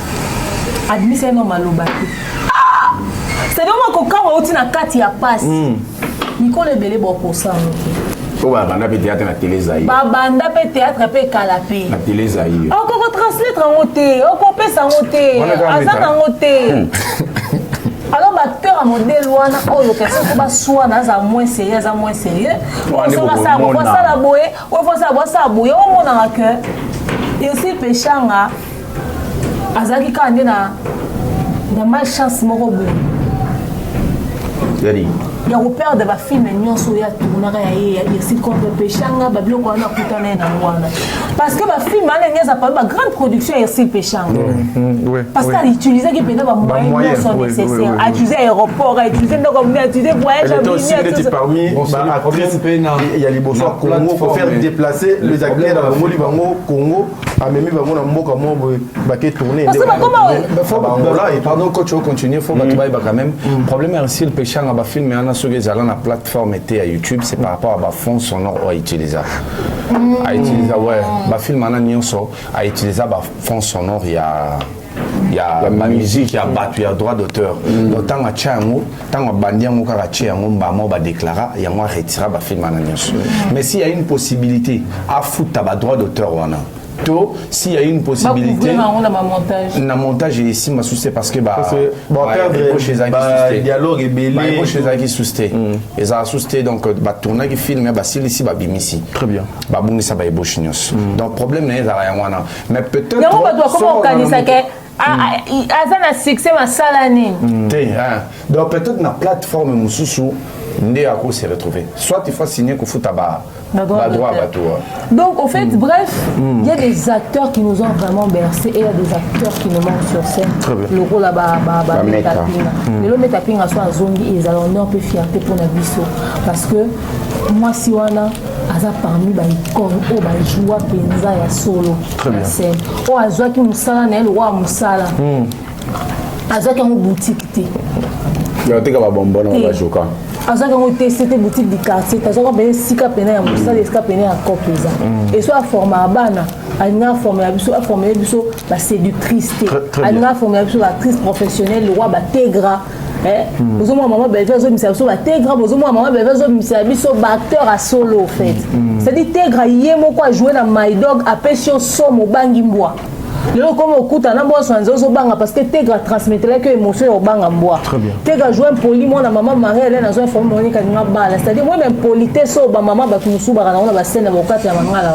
Tegra zana. C'est-à-dire tegra yemo quoi jouer qui met tabota ndale lisi biso na My Brother. C'est-à-dire moi na zo banga quand zonda za na cancer à nuit sango ya solo. So moi amkelo kwa tegra. Aolela. Même on a sali plus de 20 ans de carrière. Allez la rater. À transmettre l'émotion. Nazo transmettre l'émotion. Ma maman ba les gars na ba télé zali. Abani na télé zali. Tu na télé zali tu na RTNC. Allez na RTNC ayi risqué papa pati tingesa na personne. Ayi groupe Simba. Ayi makamnyoso. On a neno apesa ba détail, allez-y comprendre. Moi que le roi Tega a encore joué qui muto munoko ya mangala, a joué qui met tapinga qui belvi qui dit nana qui insiste, a joué bino tout. Parce que tali bino. Mais bino, bana bino ba ko jouer ba tumsute. Na bino mo ba jouer bino te. Donc c'est difficile na biso ndenge ça te mettre tapinga salo zongo tourner ta 3 films kaka. Va débé belé ici là. Très bien. Mesdames et messieurs, vous avez parlé Nalandi. En tout cas, je suis très ému. Eko les kaka na grand plateau awa. Nous prenons le temps pour na papa na maman na biso ya acteur pour na bosala musala na ndenge c'est mon ami Zali pour na longue place voilà. Non mais je peux finir avec ça. Na comme contraint na mes ma charge musuna assumer en attendant. Ce que je me sens dans mon assiette. Très bien. OK. Aujourd'hui, tu déplorer Oyo et entourer Maman Meta, tu déplorer Oyo et entourer le président Caleb, te proposer la piste, il y a la solution par rapport, il y a réclamation au bisopeto sali pour la monsala na bango. Mais aujourd'hui, nous avons encore des acteurs au bazo sala et belé. Les acteurs au bazo sala et belé au lobby, peut-être basala quitté le coup là papa Serge.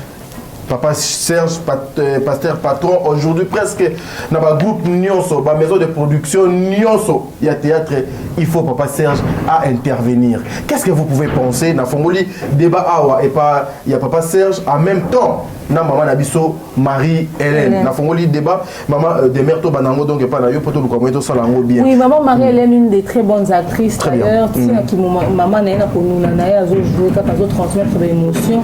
Baninga génération ya a journaliste makasi ba olela ti mais yé aolinda. Très bien. Maman Marie-Hélène soka za na scène au kokati.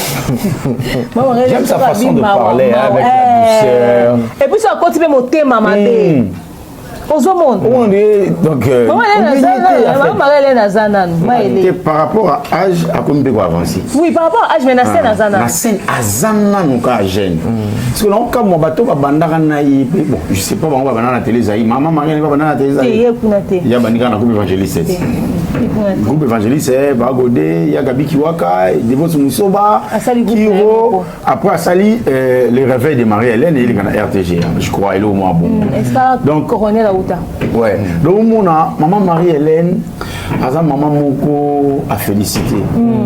Et puis, soit joué, ils n'ont pas mis l'eau, on a séparé la langue, agitation, ils ont l'arrêté. Même rôle et agitation. On a agitation à Maïeli, il y a si d'autres. Comment on a agité dans le film Papa Alain Koufaka? Voilà. Telle agitation, au moins agitation, mais il y a beaucoup de maturité. Il y a maturité. Voilà. Attends, je joue pas dans Katanda quoi ba agité. On yo tango be boy. Au moins attends, je joue là dans bato agitation à ma bête. Mais Kotana na ki. attends la Katanda, je Kotana mo niveau intimider. attends, je joue pas bato agitation, maman Marie-Hélène a s'agit. À agitation, c'est ni qui a bien. En tout cas, bravo maman Marie-Hélène, on rendre biso fier. Alors on a lancé maman Marie-Hélène Izara que et papa Serge en même temps. Oui, on a lancé maman Marie-Hélène que a subir et logo comme les maman top T. Na aju on a ba bimisa matin on a fait. Maman Marie-Hélène. Maman Marie-Hélène. Après on a casting. Après on a casting o ya La tika a traumatisé. Maman Marie-Hélène fois après on a casting à jouer. Andi on peut pas tout ça ça talent mais azo se permettre au boy à jouer là dans scène. On va jouer là et mais bouton zo moi à l'équina on jouer. Yem dans ça que batalo. Le coup na bato comment on est traumatisé maman top eh akamwa moye moko on ndokimta bilinga ndokimisa la boye ozomona ke bato akoma ota bato par fantaisie bato par complexe ok baotala bato te na objectivité scène totale ala totala bascène solo basuza ku babangisa biso basuza ku batransmeta baémotion batransmeta baémotion te Papa, pourquoi c'est vous tout à tête mauvais gauche ozuma? Pourquoi les gars ngungi kutu kimbili ku yo toyoka ngungi somo a jona na jeu de scène ni ozoma donc il faut préserver carrière na ye il faut vraiment soit à se surpasser la scène ata ba tchele 15 coupés on doit payer sa carte à se surpasser pour y a ko bima fouter te maman to passer à limba qui joue rango ah ben c'est mon 19 coupés ah ticket le quoi ti meilleur prix c'est ça qui ou wana total là il faut se surpasser, à se maintenir. Et puis, maman Marie-Hélène, non, c'est pas une raison de ma casse la scène parce que trop perdre votre talent et modèle ou en la ma jeune botal, ma tégra, oh Siana, oh bah Sylvie, c'est comme acteur Nyonso, Kenny, tout ça là, bah Linda, biso Nyonso, il faut total, neni maman mukolo bo apes émotion, maman mukolo bo aza bien la scène, biso pe photo lukato se maintenir pour que tu qui mukolo na biso za bon. Très bien. Non, parce que nous exemple moko. To tchanga na kata film. Botala kaka scène ya my brother épisode asuka. Et si ka maman to pa vandi na Omari na Karine Amado Aziza agita zolela pona mwana na yeba abuser na ye liboso Omari maman mo seka zo transmettre émotion zo kokatelo ba scène koko na ye papa na nyoyo papa ya tegra alors si mamutu pa blaze asi mamutu atale pa botala maman top ndenge azoka émotion ya likambo mwana na sali maman top a transmettre biso émotion zomona ke maman aza na passe ezondima totala mwana ni mwana akomi boye ndenge nini en même temps yebi ke mwana sali maba même temps azoka konégocier maman oza mama tobongisa ngo ala miable c'est-à-dire maman top assez racheté na public. Dieu merci. Alors qui c'est biso ke azana no. Maman top papa singa mawa moté mezoku on dit réalité. Dieu merci mon Dieu. Nous avons encore Papa Serge qui est vraiment. Oui, Papa Serge, lui d'ailleurs, il n'y a rien à dire. Donc, rien à dire sur Papa Serge. Le vieux, félicitations. Azan Marie. Hey, tu vois ça, il y a un film. Pour tomber dans. Papa Serge, je peux que les rôle, bon, personne n'a pas de voiture, on a la scène. Pour opposer à qui qu'on a 23 prises. Papa Serge, je crois qu'il y a même, il y a des femmes qui ont quand même un casse la film. Papa Serge, Penza, bon, il y a un monté, mon papa. Papa Serge, n'a dit que c'est un truc ça qui est fort. Mais il faut te battre le talent. Dieu merci mon Dieu. On a raté. Je dois tout cas. Bon, là pour nous, maman Marie-Hélène, Aza parmi les figures pour permettre l'équilibre Zala. Parce que oui, si gagnons sur Mikolo Bazate, Mboka Anita Moussamara na Mabongi. Donc ça veut dire à regarder équilibre sur le plan moral, sur le plan artistique. Ça veut dire que nous aimons œuvre sur Zagelengi. Tant que bamoni bana, bamoni ba maman bazu jouer ba maman. Et ça te bisika ba maman, bazu mona, ba forcer vraiment. sans que bas un maquillage proportionnel pour bimisa ka maman professionnel. Au moment casting de Moussoussou au tali au lobby vraiment eza impossible il y a qu'au jouer maman mais c'est par manque ni au moni batie ka maman to par bon par manque il y a savoir to par manque il y a maman là disponible donc ba figure le roi ba maman Marie-Hélène eza ba figure il faut vraiment to battre la yango ezala pour équilibre ezala on a lobby sur le plan artistique sur le plan moral omoni tant jeunesse ba omona ke ba maman oyo moi si elle est bas là moi si paye à pasteur déjà Odin na sala biso film ya ezaka film au titre za kinini rival parfait nini rivalité parfaite bachaki na passé ya zaki mbanda ya Bianca moi c'est dingizwa yo ba finalement yenda boti Bianca boti te moi na ko Joseph Chaka dina na bomanga ça va se il dit à ça les seuls quoi la télé papa il a dit nini alors voilà donc tu vois par manque nous avons des situations comme ça peut-être il y a manque de disponibilité coach Webi et vous appelez moto fa jouer place wana et azagité oui tel que pardon pour on a complété on a assisté na tournage ya maman Bellevue souvent à Louaka appartement na pour à ça la tournage et comme temps oyo mutwana il fallait à jouer mutwana yé na ba caprice ka ba acteur bazala na ngobu et ça dit que azui urgence moko boui au de singa que il faut akende pendant que yé aza déjà na tournage il fallait qu'à luka plan B mon boui à remplacer na mutu musus au dans aki on a été juste pour musala de kufate très bien allons donc ba maman Marie-Hélène sur le plan moral ils allaient moins tant ba lekio bazoya ba se référer pe na ba maman Marie-Hélène comment ba taliki musala oyo et on peut musala pa matin parce que kota la maman oyo na âge na oyo azo tenir pe na libala ne mais asala musala oyo il y a déjà ça est-ce que maman Marie-Hélène amour azanga paye $20 $30 nanzela musala ote maman Marie-Hélène azanga ote aomé na musala oyo a se maintenir même financièrement il y a richeté mais le minimum il peut permettre à soit soin naie il y a famille naie et voilà donc maman Marie-Hélène va garder peu équilibre et en plus comportement na bango ndepe ekopé sa bana wana en fait bana bandi misanga bandeko o bazo ya après baleki boyo sa théâtre après comportement na bango pe erozala marche à suivre tala maman na biso maman Marie-Hélène elle joue partout mais azate lelo ba moni na boutique oyo lo ba moni na boutique oyo lo ba moni na boutique oyo le roi aza bonbon tu vois donc akoki kozala kaka mais apparemment na ndenge ya mabete ce que pendant to kei pendant na logique des choses Platon netika moi chacun a na moi particularité na yé moi particularité na yé alors on a cet exemple dans quel sens oui dit que lelo ba considérer ba fille belé il y a média il y a théâtre le roi facile très bien il y a un basiko tant au tali vie à maman Marie-Hélène na oyo toyebi eko j'appelle roi référence ya bandeko bazoya na si très bien là c'est réfléchi donc qui ko tambola le roi maman oyo mais to se maintenir pe na succès to maintenir pe na nzoto to maintenir pe na réputation to maintenir pe faut des temps belé tenelongi to maintenir donc to se maintenir vraiment tu vois si je vais parler de Papa Serge mon connaisseur na plateau tout n'est notre basoa ou ta groupe nini et ça c'est important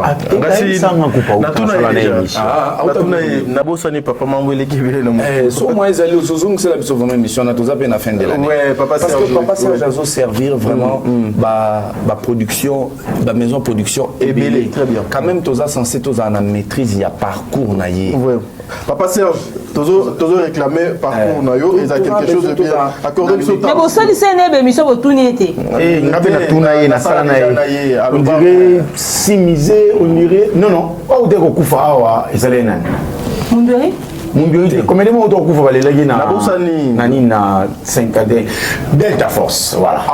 Ah, t'es pas Delta Force. Ah, t'es pas Delta Force. Delta Force, ça va, il est à Cardozo. Na Cardozo, ouais. Oh, t'as pas Delta Force. Non, Delta Force, tu vas dire, tu as besoin de te dire que tu as abîmé si Cardozo, papa Serge. Mais bateau, Messi, Cristiano Ronaldo, bateau, maman malé. Bon, comme ça, t'as gratté. Maman malé à théâtre. Mayala tokala ya théâtre Bangidi Yemweni. On va un coup de tête. En tout cas. Mais va sur le balcon, il y a quelqu'un qui l'a fait l'entrée. En tout cas, moi je dirais félicitations à cet illustre disparu. D'abord, hommage à lui et félicitations. Papa Delta Force, vraiment. Kobimisa produit le roi Papa Serge Lelo. Azali, Nabatéatre, et puis Papa Serge, tant on t'a bien ici à Loba. Non, on a besoin de papa.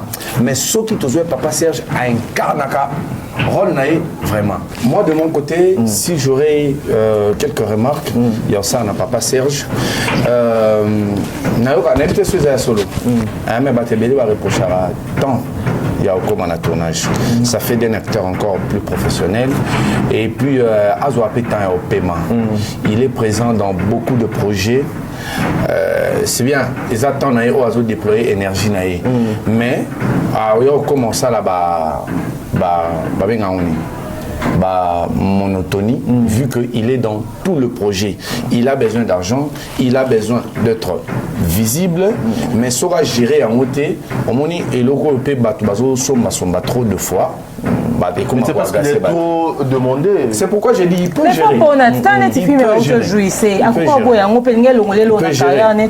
Au contraire, il faut jouer. Il peut gérer. Ils ont des bobets à loi, Voilà, mesdames et messieurs, nous sommes arrivés à la fin de notre émission. Maintenant, on va inviter juste Malobaya Souka. Nous sommes débat pendant 5 minutes, Bino 3 s'il vous plaît, pour toute émission. Comment un acteur a pu se comporter sur la scène pour garder succès pour étaler carrière? Pour te conclure, Nabino. Pour te conclure, Wana, non, pas cet exemple. Parce que Bele Balobaka, yo Lobaka ko joue, quand tout le monde peut se jouer effectivement parce que nous sommes très sélectif. Ngai, na Lobango mtakboso mais manga na kosa théâtre na so TV za vini. Malungu. Président Vini mon copain. Après, oui. Comment il s'appelle? Mouskador Roblex a comme Benganga, na romo kende de temps en temps retourner na. Mais dans la période où on a des comédiens, des groupes, des convoquants, des invitants, parce que nous avons comment que script n'a pas de manière de faire, nous avons qu'on correspond à l'image, la vision, on a mis ça y a un monté. Nous avons qu'on va pour naïe bana, n'a qui est partout. Mais na pendant na qui est partout est, ngai. Pourquoi? Parce que les gens ont à faire ça, à faire solo, les auteurs, les comédiens doivent apprendre à dire non. Oui. Refuser certains scénarios, refuser certains rôles. Moudloa Karine Yamado, Talaba film a joué et pas Maman Bellevue. Aux hommes, on a que c'est une grande dame. Oui. C'est une grande dame. À Latine, normalement, ça les fixations sur physique. Karine Yamado, on a joué, on a cycliste. Il faut qu'on ait un monde, il faut qu'on ait Karine Yamado. Donc, ils ont Bellevue, si vous constater que Karine Yamado a ça peut émotion et solo. Na scène, aux hommes, on a travaillé avec elle, c'est une bonne actrice. Mais t'as la My Brother, t'as la film Belé Leki. Attends, la My Brother, on a Soukanda à jouer na Ouma.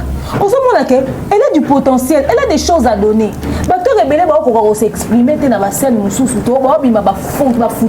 parce que, au fait, les autres correspondent à la personnalité. Et c'est Karine Yamado dans a joué maman et gâteau. Non pas seulement un rôle et correspond à la personnalité.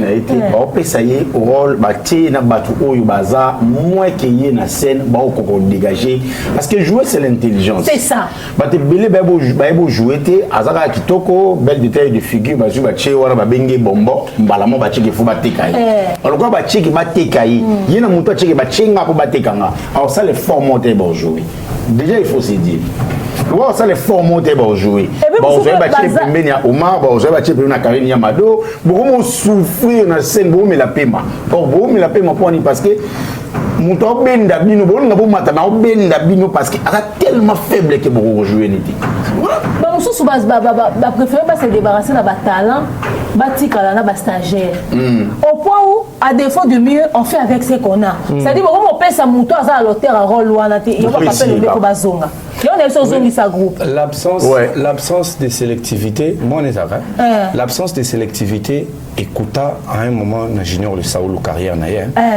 Junior le Saoulou. La semaine prochaine, on l'a reproché. Il sera ici. On l'a reproché de à qui par place ok je vais Abimi azana ba relation belé batu tout ba comment solliciter par mawa na benda batu o la benda batu bate benda très bien. Nicolas moi moukié il faudrait apprendre à dire non même si c'est pour de l'argent il faut apprendre à dire non il y a des castings nous sur ba chaîne nous sur OK ata batala mi 100K atala mi 100K te bo ba sepe na mambo ba omuna moi avec comme la biso ko mais il ko ezaguma be o meki isusu akosa boine c'est dit muta ozela atala tina suka ndeni eloko ngo esuka na mabe na mais batala ngote parce que zelo et puis muta obeto et puis que surtout l'épisode de bossa jouer mabe bona o à toi on l'essentiel aussi botali c'est pas l'essentiel très bien.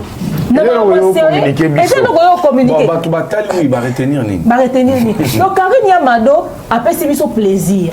Ozomona. Il y a na batu mususu ba yebi que et si quand baza na ba condition baza pena la hauteur te ba comment lukane ni ba obima ba senga ba ke ko jouer ailleurs pour na ko bongisa o baza nango. Mais ba encore ko assumer en côté. Alors il est grand temps que bacteur na so ba comme sélectif. Ba yeba ko pona rôle pe ozana wa l'aise pour jouer pété. Ko zoa pété. Mutu musu bati open na scène mais na kala bacteur bazaka na ngoti ezala ngabo mwa na succès o jeune ya mwa mukolo akalabo o suna nyango o jeune na scène on lo ba no mingi te o azo botolo ba parole nyonso autant appelé communauté pas mon dire o peso makara mais lelo mo comment na facilité à tolérer nyonso na mutu ana talenté bokasi lo ne papa lombi ya kala eto ya lelo boko tient na scène coup de lelo papa le ma comment moi tolérant papa le ma kala yo tient na scène na mutu ebo jouer. Oh déjà il y a mon quand va filmer na castarate. Donc nous avons une facilité bah tout na bêtise. Les comédiens devenaient sélectifs, et sachez choisir et puis tant qu'on comprend un succès bon qu'on appelle pour conserver yango. Très bien. Parce que film est moko et qu'on détruire toutes les années de carrière. Merci. Nous sommes arrivés à la fin mesdames et messieurs, les acteurs Bo sala attention, bo sala là, oh maman ko demeure à lobby ko conserver et vous avez quelque chose de bien. Le lot autant ba comme on a bino po bino boza. Vous avez compris? Ah wa Tokyo ko zo ba oh ya ba West africain te, tozui ba oh ya Afrique du Sud te, il y a États-Unis te mais tozui bino parce que nous avons que vous.